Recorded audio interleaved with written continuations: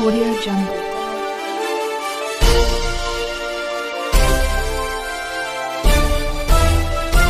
Audio Jungle. नमस्कार, मी साक्षी बिराजदार. आपण पाहत आहात बहुजन सैनिक महाराष्ट्र लाईव्ह. जागना है तो जगाना पडेगा, एक राष्ट्र के लिए. गेवराई दिनांक 13. अत्याचारित दलित महिलेवर झालेल्या अत्याचारासंदर्भातील आरोपीला पोलिसांनी अद्याप अटक केली नाही. या महिलेला न्याय द्यावा या मागणीसाठी शनिवार दिनांक 13 सप्टेंबरपासून तलवाडा येथील नवीन बस स्थानकासमोर लोकशाहीर अण्णाभाऊ साठे यांच्या पुतळा परिसरात सकल मातंग समाजाच्या वतीने उपोषणाला सुरुवात केली आहे. आमरण उपोषणास राम महादेव साबळे, विनोद लहुराव हातागळे व संतोष संजय हातागळे यांच्यासह कल्पना मंगेश लोणके हे बसले असून या आमरण उपोषणाला DPI स्वाभिमानी शेतकरी संघटना, लहुजी साबळे क्रांती सेना, मानवी हक्क अभियान, महाराष्ट्र आधार सेना, महात्मा फुले समता परिषद आदी सामाजिक संघटनेचे पदाधिकारी यांनी पाठिंबा दिला आहे. जर आमच्या जीविताचे काही बरे वाईट झाले तर त्यास पोलीस प्रशासन जबाबदार राहील असेही उपोषणकर्त्यांनी म्हटले आहे, अशी माहिती बीड जिल्हा प्रतिनिधी डॉक्टर सुरेश गांधले यांनी दिली. धन्यवाद. नमस्कार, आपण पाहत आहात बहुजन सैनिक महाराष्ट्र लाईव्ह. गेवराई तालुक्यातील 10 दिवसापूर्वी जी काही तळवड बोरगाव या गावामध्ये काही महिलेवर अन्याय अत्याचाराची जी घटना घडली, या घटनेसंदर्भामध्ये तळवडा पोलीस स्टेशनमध्ये या ठिकाणी FR देखील फाडण्यात आलेला होता.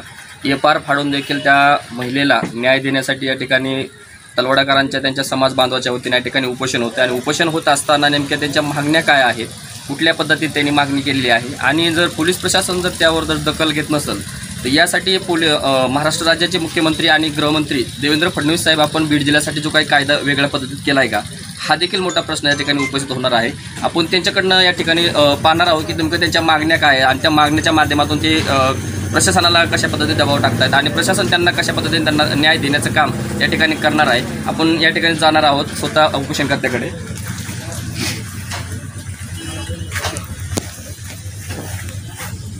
आपल्यासोबत जे काही उपोषणकर्ते आहेत, एका तलवाडा येथील मातंग समाजाचे काही तरुण मुलं आहेत, त्यांनी जो उपोषण केलं आणि उपोषणाच्या माध्यमातून जे आता त्यांच्या मागण्या काय आहेत आपण जाणवतो. काय सांगाल, आजचं जो तुमचं उपोषण आहे, हा उपोषण नक्की आपल्या मागण्या काय आहेत आणि कुठल्या पद्धतीने आपण उपोषण केलं?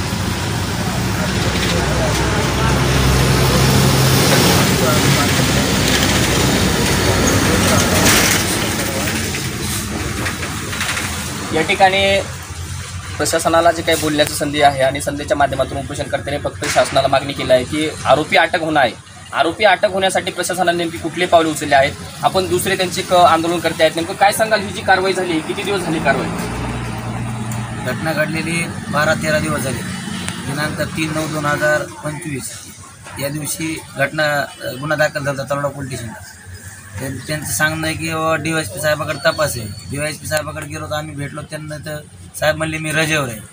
असे टाळत आज 15 दिवस म्हणजे 12-13 दिवस झाले ते असे टाळाटाळ करायला लागले आणि वारंवार आमच्या समाजावर अन्याय अत्याचार घडतच राहिले. कशामुळं हे प्रशासन असं टाळाटाळ करते म्हणून हे प्रत्येक वेळेस आमच्या समाजावर असा अन्याय व्हायला लागला. आपण उपोषण जवळपास 2 दिवस आपलं उपोषण होतं. ह्या उपोषणाला गावातील आणि गेवराई तालुक्यातील कुठल्या पुढाऱ्याने आपल्याला पाठिंबा दिला आहे का आणि ते पुढारी या ठिकाणी आले? कुणी नाही आले, कोणत्या पुढे आले. आपण तर ज्यावेळेस इलेक्शन निवडणुका लागतात त्यावेळेस आपण त्यांचे झेंडे दांडे घेऊन पळतो, मग आपल्याला पुढाऱ्यांनी पाठिंबा देणं गरजेचं आहे असे का वाटतं मला? बरोबर आहे, पण आमचा समाज हा अडाणी समाज होता. आम्हाला आमच्या समाजाला काही या गोष्टी कळत नव्हत्या, पण आम्हाला जे आज कळत आहे, आम्हाला जो आता पुढारी आम्हाला याच्यात पाठिंबा देईल, आम्ही भविष्यात त्याच्याच पाठिंबाग उभा राहू.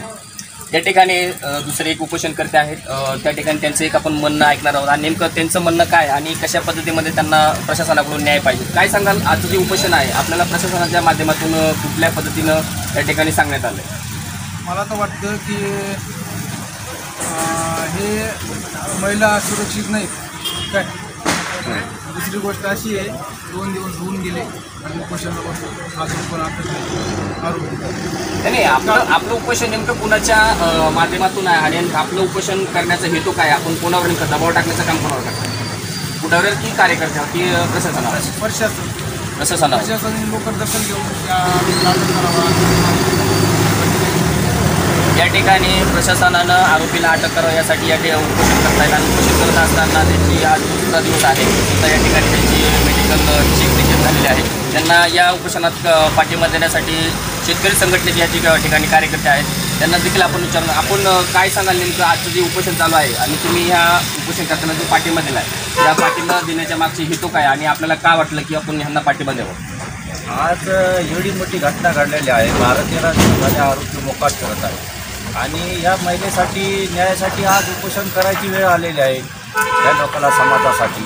मग यासाठी ह्यांनी काहीतरी लवकरात लवकर निर्णय घ्यायला पाहिजे आणि आरोपीला अटक करण्यात यावी, एवढी आमची मागणी आहे. आम्हाला काय राजकारण करायचं नाही का आम्हाला दुसरा काय हेतू आमचा साध्य करायचा नाही. या ठिकाणी कार्यकर्त्यांनी सांगितलं आहे की प्रशासनानं लवकरात लवकर कारवाई करावी. प्रशासनाचे लोक या ठिकाणी येत आहेत आणि त्यांना जी काही त्यांची चर्चा करत आहेत, मात्र त्यावर कसल्याही प्रकारचा तोडगा या ठिकाणी निघत नाही आहे. आणि जर सुरक्षा जर नसेल तर बीड जिल्ह्यामध्ये काही कायदा वेगळा आहे का? महाराष्ट्राचे मुख्यमंत्री तथा गृहमंत्री फडणवीस साहेब, आपण बीड जिल्ह्यासाठी काही नवीन नियम लागू केलेत का?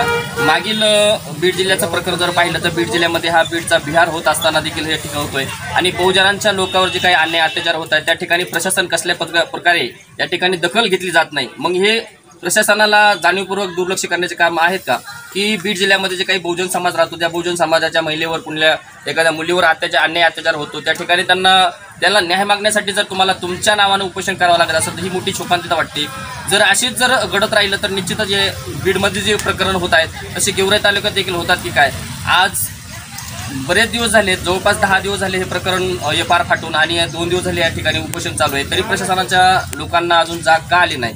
ज्या अधिकाऱ्याकडे हे तपास दिला गेला आहे तो अधिकारी त्या ठिकाणी बदली करून गेला. आता दुसरा अधिकारी कोणी त्या ठिकाणी नंतर तिथून पुढं या प्रकरणाचा जो काही सूड आहे, जो काही निर्णय आहे हा लागतो की काय, असंच पाहणं महत्त्वाचं आहे. अशाच काही घडामोडी पाहण्यासाठी पाहत राहा बहुजन सैनिक महाराष्ट्र. कॅमेरामॅन गोपाल गांधीसोबत मी सुरेश गांधे, तलवाडा, बीड.